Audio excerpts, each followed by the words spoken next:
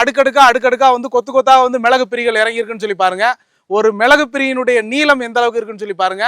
நாம சொல்லியிருந்தோம் கொடிமிளகுல வந்துட்டு நமக்கு வந்து அதிகபட்சமா வந்து பாத்தீங்கன்னா வந்துட்டு 5 கிலோ அது அளவுக்கு வந்து நம்ம வந்து ட்ரை பெப்பர் எடுக்க முடியும். இன்னைக்கு மார்க்கெட்ல கிட்டத்தட்ட வந்துட்டு 700 ரூபா விற்கக்கூடிய மிளகு கிட்டத்தட்ட ஒரு செடிக்கு நம்ம ஒரு கொடிமிளகு மூலியமா பாத்தீங்கன்னா 2 கொடிகளை எதிர் எதிர் திசையில் வைக்கிறது மூலியமாக குறைஞ்சது 3000 ரூபாயிலிருந்து 3500 ரூபா வரைக்கும் நமக்கு வந்து லாபம் கிடைக்கக்கூடியது இந்த கொடி மிளகுன்னு சொல்லியிருந்தோம். உயரம் பார்த்தீங்கன்னா 12 அடி வச்சுட்டு மேலே நாம வந்துட்டு டாப் பண்ணியிருக்கோம், கவாத் பண்ணியிருக்கிறது மூலியமாக. அப்போ மேலே பார்த்தீங்கன்னா தெரியும், மேலே வந்து பார்த்தீங்கன்னா கிளேசியா வந்து பார்த்தீங்கன்னா புஷ்ஷாட்டாக இருக்கும். அப்போ சூரிய ஒளியை நேரடியாக வந்து தரையை தொட விடாதனால அந்த குளிர்ச்சி வந்து மிளகு வந்து போதுமானதாக இருக்கும். நீங்கள் வரிசையாக அப்படியே வந்து ஒவ்வொன்றா பாருங்கள் எந்த அளவுக்கு வந்து மிளகு வந்து இறங்கியிருக்குன்னு சொல்லி பாருங்க. இதில் நாம் சொன்ன மாதிரி வந்துட்டு 5 கிலோ ட்ரை பெப்பர் எடுக்க முடியுமா முடியாதாங்கிறத என் அன்பான விவசாய பெருங்குடிகளை நீங்கள் சொல்லுங்கள் பார்க்கலாம். உங்களுக்கு வந்து அறுவடையை வந்து நம்ம வந்து கீழே கொண்டு வந்துட முடியும். 10 அடி 15 அடி உயரம் போன பின்னாடி கொடிகளை வந்து நம்ம வந்து திருப்பி விட்டுக்கலாம். அப்போ திருப்பி விடுவதன் மூலியமாக அந்த அறுவடைங்கிறது நமக்கு வந்து தொடர் அறுவடையாக வந்து கிடைக்கும். அனைவருக்கும் வணக்கம். உளவி ஆர்கனைசேஷன்லேருந்து நான் உங்கள் தினேஷ்குமார். நாம் மிளகுல வந்து செடி மிளகு நாம் சொல்லியிருந்தோம், கொடி மிளகும் வந்து நாம் வந்து காமிச்சிருந்தோம். கொடி மிளகு வந்து நார்மலான கட்டிங்ஸ் இல்லாமல் திப்பிலியில் வந்து கிராஃப்ட் பண்ணுறதன் மூலியமாக என்னென்ன மாதிரியான சேஃப்டி வந்து நமக்கு வந்து கிடைக்கும்னு சொல்லியிருந்தோம். திருப்பி வேணால் ஒரு தடவை வந்து ரிமைண்ட் பண்ணுறோம்.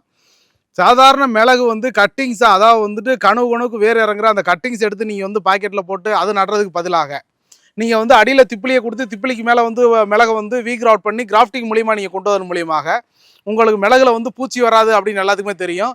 நோய் தாக்குதலான வில்ட் டிசீஸ் வந்து வராமல் இருக்கும். ரெண்டாவது வந்து நெமட்டோடு வராமல் இருக்கும், வேரல்கள் வராமல் தவிர்க்கும், வறட்சியை தாங்கி வளரக்கூடியது. அப்போது வந்து உணவெடுக்கிறது உணவை கடத்துறது எல்லாமே திப்பிலியாக இருக்கும் பட்சத்தில் மேலே வரக்கூடிய மிளகு வந்து நமக்கு வந்து வீரியமாக வரும். நமக்கு வந்து உங்களுக்கு நார்மலான கட்டிங்ஸ் வைக்கும்போது 4 ஆண்டுகளுக்கு மேலே வந்து அறுவடை கொடுக்கக்கூடிய வந்து கொடிமிளகானது நமக்கு 2 வருஷத்துலேயே வந்து பார்த்தீங்கன்னா வந்து அறுவடை ஆரம்பிச்சிடும் அப்படின்னு சொல்லியிருந்தோம். இப்போ நாம் பார்க்கலாம். நாம் எல்லாரும் கேட்குறது, சார் சமவெளியில் வந்து மிளகு வந்து சாகுபடி பண்ணவே முடியாதா? அதாவது நீங்கள் வந்து மரங்களுக்குள்ளே ஊடுபயிராக மட்டும்தான் சாகுபடி பண்ண சொல்கிறீங்க, என்கிட்ட வெறும் பூமியாக இருக்குது, அதில் நான் என்ன சாகுபடி பண்ணுறதுன்னா நிறைய பேர் கேட்டீங்க. கிளைரிசீரியா வச்சு வந்து மிளகு வந்து சாகுபடி பண்ணலாம்னு வந்து கேட்டிருந்தீங்க. நாம் சொன்னால் ஒரு வகையில் வந்து கிளைரிசீரியா வந்து நட்டு நாம் வந்து மிளகு வந்து சாகுபடி பண்ணலாம். ரெண்டாவது மகோகனி மரங்கள் நட்டு நாம் வந்து மிளகு வந்து சாகுபடி பண்ணலாம்னு சொல்லியிருந்தோம். ரெண்டுக்குள்ள வித்தியாசம் என்னன்னு சொல்லி கேட்டிங்கன்னா, கிளைரிசீரியாங்கிறது ஒரு கீரை வகை, அதாவது அகத்தி குடும்பத்தை சார்ந்தது. அது வந்து ஒரு சீமை அகத்தி அப்படின்னு வந்து சொல்லுவாங்க. காரணம் வந்து அகத்தியில் பார்த்தீங்கன்னா வந்துட்டு அது கீரை வகைங்கிறனால அது அதிகப்படியான வேர் முடிச்சுகள் இருக்கும். அந்த வேர் முடிச்சுகள் வரக்கூடிய பால்ஸ் எல்லாமே பார்த்தீங்கன்னா நைட்ரஜன் பால்ஸ் அப்படின்னு சொல்லுவாங்க. அதாவது தலைச்சத்து அதிகமாக நிறைந்த வேர் முடிச்சுகள் வந்து அதிகமாக இருக்கிறனால அது வந்து மிளகுக்கு வந்து வேகமான வந்துட்டு சத்துக்களை வந்து கடத்தும். அதனால மிளகுனுடைய வளர்ச்சி வேகமாக இருக்கும். அதனால வந்து கிளைரிசீரியா சாகுபடி பண்ணி அதில் நீங்கள் வந்து மிளகு கொடி ஏற்றலாம். ரெண்டாவது செடி மிளகு நீங்கள் வந்து அதுக்குள்ளே சாகுபடி பண்ணலாம். அப்படி இல்லைன்னா வந்து மகோகனி நட்டதன் மூலியமாக வந்து பார்த்தீங்கன்னா உங்களுக்கு உங்கள் கொடிமிளகுடைய வயது பார்த்தீங்கன்னா கிட்டத்தட்ட 30 ஆண்டுகளுக்கு மேலே வரும். அப்போ 30 ஆண்டுகளுக்கு பிறகு மகோகனியுடைய டிம்பர் வேல்யூ அதிகமாக இருக்கும். அப்போ அது வந்து உங்களுக்கு 2வது பெரிய வருமானமாக இருக்கும் அப்படின்னு சொல்லியிருந்தான்.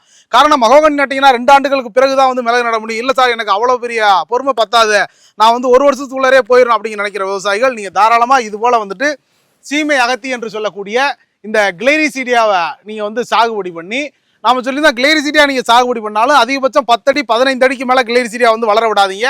அப்போ மேலே எந்த அளவுக்கு வந்து டாப் பண்ணியிருக்கோம் அப்படின்னு சொல்லி பாருங்க. இப்போ இது அதிகபட்சம் பார்த்தீங்கன்னா உயரம் பார்த்தீங்கன்னா 12 அடியிலிருந்து 15 அடியில் பார்த்தீங்கன்னா மேலே வந்து கனவை கட் பண்ணுறது மூலியமாக அது வந்து மேலே பார்த்தீங்கன்னா மல்டிபிள் பிரான்ச்சஸ் வந்து பிரியும். அப்போ அந்த மல்டிபிள் பிரான்ச்சஸ் பிரியறது மூலியமா என்ன மாதிரியான நன்மைகள் கிடைக்கும்னா, நேரடி சூரிய வெளிச்சம் மிளகு கொடிக்கு படாது. நேரடி சூரிய வெளிச்சம் மிளகு கொடிக்கு படாதனால கொடிமிளகுடைய அறுவடை பாதிக்காது, செடி மிளகு வச்சாலும் பாதிக்கப்படாது அப்படிங்கிறதான். இப்போ நீங்கள் பார்க்கறது கொடிமிளகு எந்த அளவு இது நடவு பண்ணி, அதாவது திப்பிலியில் கிராஃப்ட் பண்ண கொடிமிளகு நடவு பண்ணி கிட்டத்தட்ட 2 ஆண்டுகள் முடிவடைந்த நிலையில் ஒரு மிளகு கொடிமிளகுலேருந்து எந்த அளவுக்கு வந்து மகசூல் இருக்குது அப்படிங்கிறத நீங்கள் வந்து பாருங்கள்.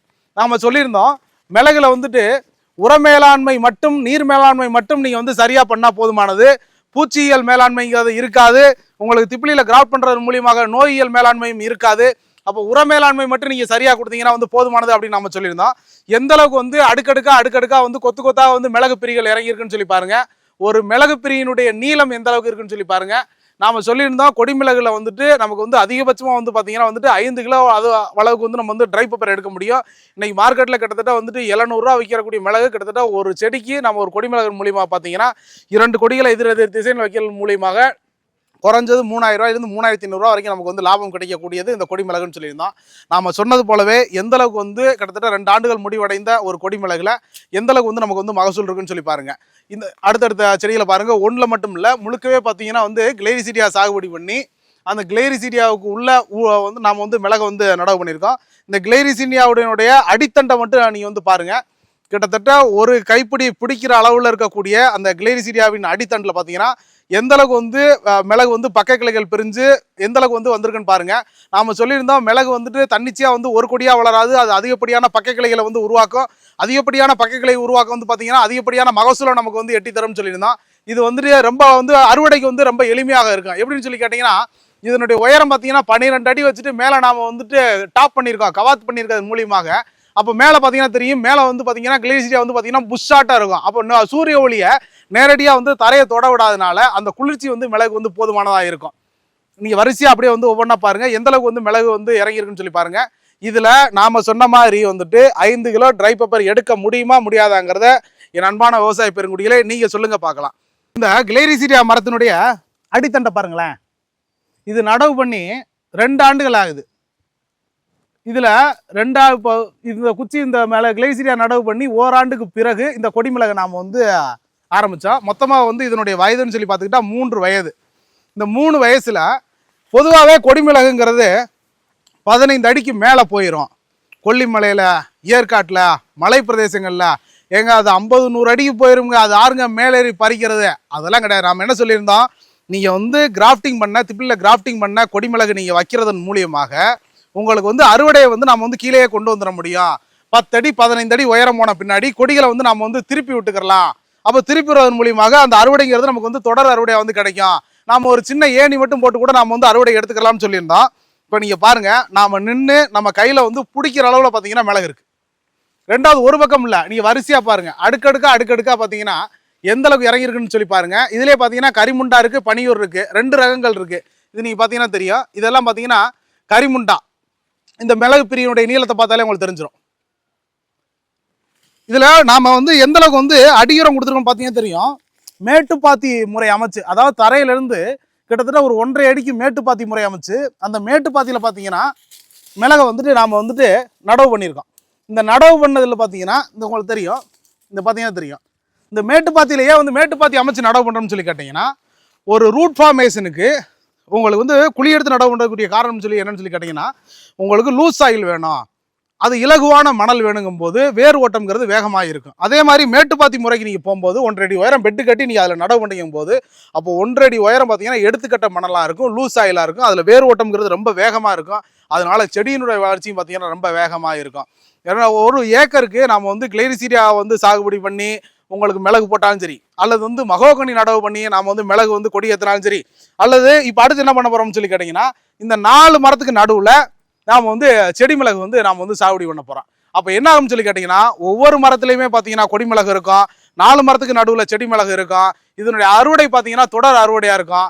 இதை வந்து திப்பிலில் கிராஃப்ட் பண்ணுறது மூலிமா வந்து நம்ம வந்து தொடர்ச்சியாக வந்து சக்ஸஸ் பண்ணிக்கிட்டே வரலாம். ஒரு மரத்தில் இல்லை, 2 மரத்தில் இல்லை, நீங்கள் காடகமாக பார்க்கலாம். தொடர்ச்சியாக எல்லா பக்கமுமே வந்துட்டு தொடர்ச்சியாக வந்து மிளகு வந்து வந்துக்கிட்டே இருக்கும். நீங்கள் வந்து பாருங்களேன்.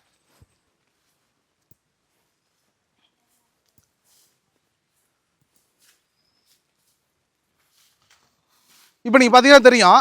நீங்கள் எல்லாரும் இன்னொன்று கேட்குறீங்க, கொல்லிமலையில் வர அளவுக்கு ஏற்காட்டில் வர அளவுக்கு வந்துட்டு எங்களுக்கு வந்துட்டு மிளகு வந்து அறுவடை கிடைக்குமா அப்படிங்கிறீங்க. நாங்கள் இப்பயும் சொல்கிறோம், கொல்லிமலையில் வர அளவுக்கு ஏற்காட்டில் வர அளவுக்கு சமவெளியில் மிளகு வருமானா நிச்சயமாக சாத்தியம் கிடையாது. ஆனால் மிளகு கொல்லிமலையில் வந்துட்டு உங்களுக்கு வந்து 10 கிலோ மிளகு வரக்கூடிய இடத்துல சமவெளியில் நாம் 5 கிலோ மிளகை நாம் உறுதியாக அறுவடை செய்ய முடியும் என்பதற்கு இதுதான் வந்து சான்று. காரணம் வந்து மல்டிபிள் பிரான்ச்சஸ் உருவாக்கம், அதிகப்படியான கிளை உருவாக்கம், அதிகப்படியான பூ உருவாக்கம், அதிகப்படியான மகசூல்.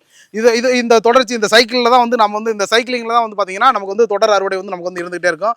கொடிமிளகா இருந்தாலும் சரி, செடி மிளகா இருந்தாலும் சரி, இன்றைக்கி அக்ரிகல்ச்சர் இருக்க நிலைமையில் அதாவது வந்து சாகுபடியான சக்ஸஸ்ஃபுல் அக்ரிகல்ச்சர் ஃபார்மிங்கை ரன் பண்ணணும்னு நினைக்கிற விவசாயிகள் ஒவ்வொரு பூமியிலையுமே வந்துட்டு நாம் வந்து மிளகு தேவையான சூழலிகளை நாம் உருவாக்கிட்டு நாம் வந்து தாராளமாக போகலாம். தென்னந்தோப்புக்குள்ளே வந்து செடி மிளகு போகலாம், தென்னந்தோப்புக்குள்ளே வந்து ஊடுபயிராக வந்து கிளைரிசீரியா நட்டு கொடி மிளகு போகலாம், மகோகனி நட்டு கொடி மிளகு போகலாம், கொடி மிளகும் செடி மிளகும் சேர்ந்து பண்ணலாம்.